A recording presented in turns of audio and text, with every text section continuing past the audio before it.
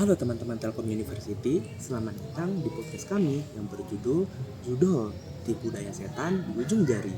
Nah, pada kesempatan kali ini, saya Langgeng Yongi Surya dengan NIM 102022300019 dan rekan saya Muhammad Fiendra dengan NIM 10202223000004. Nah, jadi pada podcast kali ini kita akan bahas sebuah isu yang sangat marak di sosial media dan juga masyarakat nih.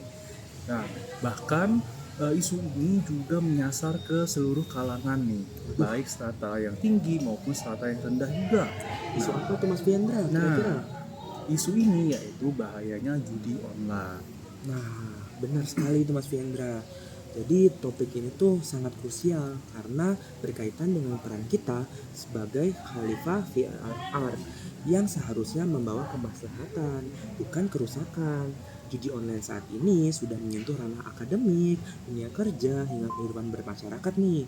Seperti yang sudah disebutkan sama Mas Fiendra tadi, karena semua lapisan masyarakat sudah bisa kena nih dari bahaya judi online.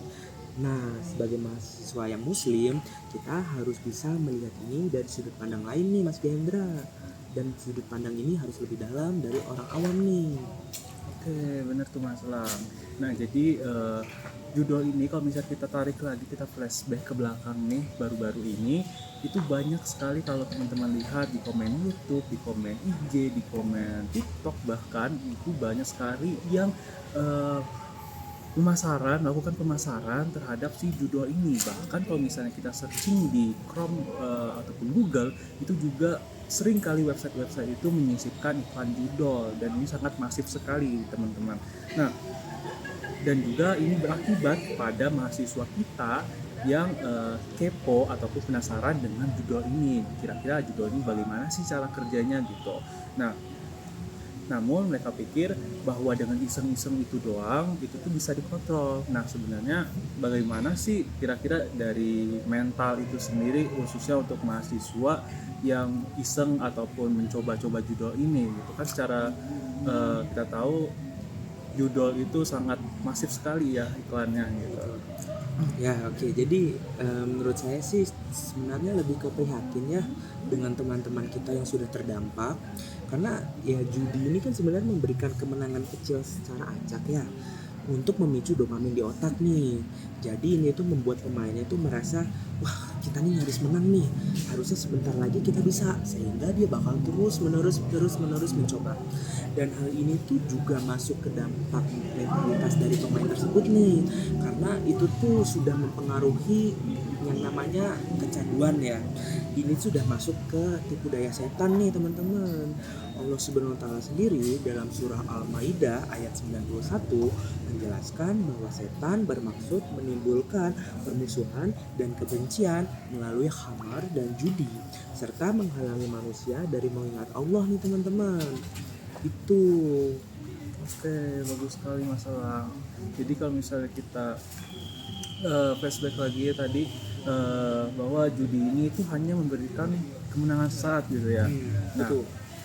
dan ini membuat kalangan mahasiswa itu berpikir bahwa hobi ini adalah hobi yang cuan nih teman-teman. Padahal sebenarnya judul itu hanyalah jebakan untuk terjerumus lebih dalam gitu ya.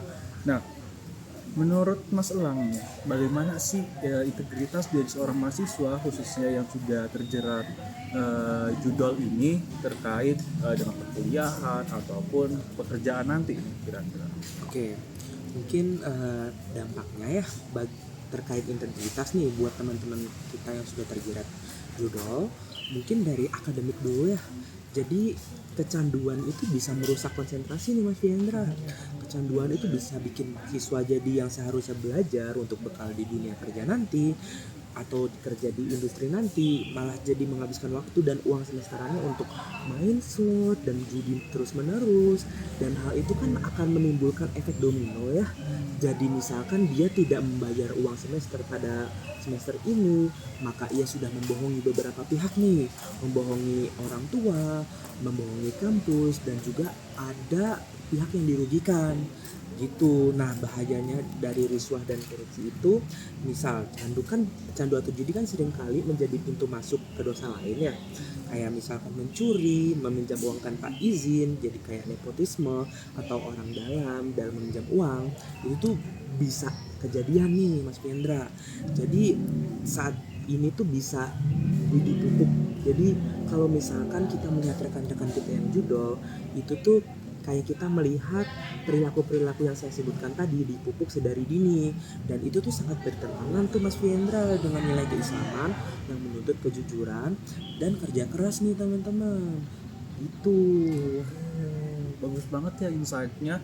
Nah, di sini juga kita bisa melihat bahwasannya si judol ini itu sangat berbahaya sekali ya, khususnya untuk masa depan mahasiswa-mahasiswa yang ada di Telkom ini dan juga di seluruh Indonesia. Nah, bahkan ini pun juga bisa memunculkan perilaku-perilaku jelek lainnya gitu ya.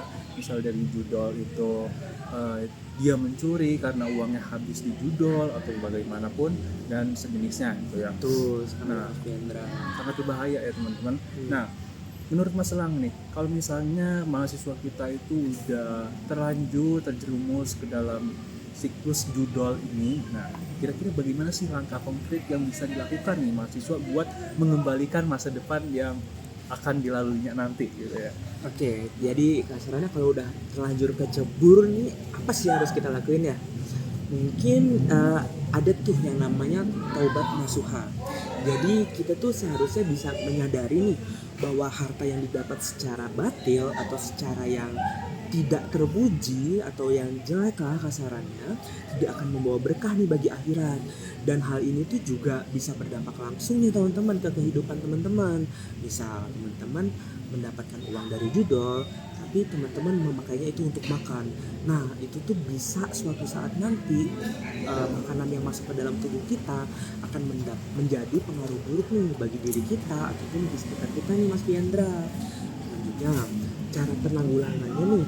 Nah, sebenarnya banyak ya kalau misalkan mahasiswa sendiri lingkungan positif itu sangat banyak dan sangat mudah untuk dicari nih Mas Fiendra. Seperti contoh, ada UKM nih yang misalkan kita bisa mengikuti UKM daerah, dan dimana itu kan kita mengembangkan ini ya nilai-nilai seni budaya itu jauh lebih bermanfaat nih daripada kita ikutan judol Mas Fiendra. Terus kita juga bisa belajar bahwa finansial itu penting dan harus diatur sedari dini, dan judol itu bukan salah satu caranya nih Mas Fiendra. Jadi kita tuh harus memahami bahwa mencari rezeki itu harus melalui cara yang thayyib atau baik, bukan spekulasi yang merugikan orang lain nih Mas Fiendra. Itu teman-teman. Oke, pembahasannya jadi makin dalam nih ya teman-teman. Nah, dari ini juga kita bisa lihat bahwasannya si judol ini bukan sekedar sesuatu yang sangat buruk gitu ya, tapi juga bisa mempengaruhi lingkungan sekitar, bahkan dirinya sendiri maupun orang lain gitu ya. Dan bahkan juga dia apa ya sebutannya tuh, Mengefek kali ya. mengefek ke masa depannya juga nih teman-teman. Tuh. Nah, selain itu juga selain kehilangan masa depan, dia juga kehilangan berkah hidup, khususnya tadi kalau misalnya uang hasil judol itu buat makan gitu kan berefek ke diri sendiri yang kurang bagus gitu ya. Nah, Oke. Mungkin sebagai kesimpulan kali ya Mas Fiendra dan juga teman-teman nih, mari kita ingat dulu deh bahwa pemahaman nilai keislaman itu harus diimplementasikan secara kontekstual dan juga keseharian nih. Jadi bukan hanya kita tahu, tapi kita harus mencoba mengimplementasikannya nih teman-teman. Jangan biarkan teknologi atau digital media yang seharusnya menjadi sarana dakwah justru menjadi alat penghancur diri kita melalui judi online nih. Gitu kira-kira.